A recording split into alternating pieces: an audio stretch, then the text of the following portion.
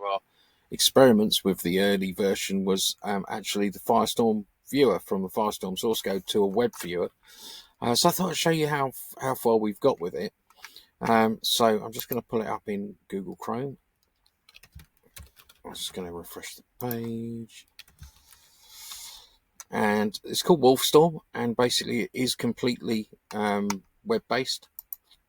And yeah, so basically you can see you log in.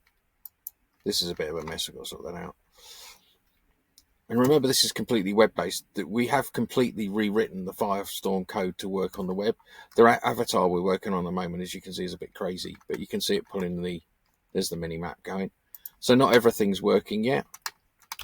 And while we're just rezzing in, it's a bit slower because I'm making a loom recording with it. But you can see the terrain's coming in, and you can see it's bringing in the objects as we're standing here talking. But so while we do that, I'll just show you some of the things. So we've got it is actually loading the friends list, but I've got a few bugs with it that I need to sort out, but that's actually there. Chatting works, so you can actually we've got the chat box that actually works. Nearby chat, local chat works. And you can see the avatars in world, and they can see you. In fact, if you're in world, you'll see it properly. So you can see it does actually all res in. It is running a little bit slower because I'm doing this recording, I think. But normally it's quite quick. It works perfectly on both mobile, tablets, and we've also got inventory working. This guy hasn't actually got any inventory.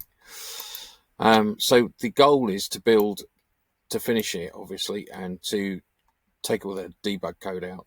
See, it's loading in a bit slowly. I'm sure that's because I'm recording. So the goal is to build this. It is fully web. There is no, you don't have to download anything. You can just go straight to the viewer and log in. So it's ideal, and we're going to build like a read-only version for education and things like that, where you want to put on an exhibition or whatever. At the moment, it only works with WolfGrid because you need some pretty powerful servers to even power something like this. But also, it's been a lot of work, and it uses some of our proprietary code, which is, really interesting. We have been working a bit with IBM and MariaDB, which is also really useful, and they've provided some useful resource. So yeah, so the plan is to just keep on working on it and developing it. And I don't know why it's running a little bit slower, because I'm videoing at the same time. Yeah, that avatar needs sorting out, but we'll get to that. But obviously, you can see the meshes are all coming in. Standard objects are coming in, and we're getting there. So yeah, we're going to have like the map and the mini map works, snapshots. Everything is going to work pretty much like your current. In fact, it did just take a snapshot. Everything will work pretty much like Firestorm does. Yeah, there's a few things here. So we're going to do a preferences thing, but obviously it's slightly different than using a standard Firestorm, because we're not actually downloading anything. It's all web based. So yeah, you can see we're getting there with it, and I think once we've got a lot of debug code in there as well that really slows it down. But you can see it is loading the region in, and you can move around in the region, albeit a bit slowly.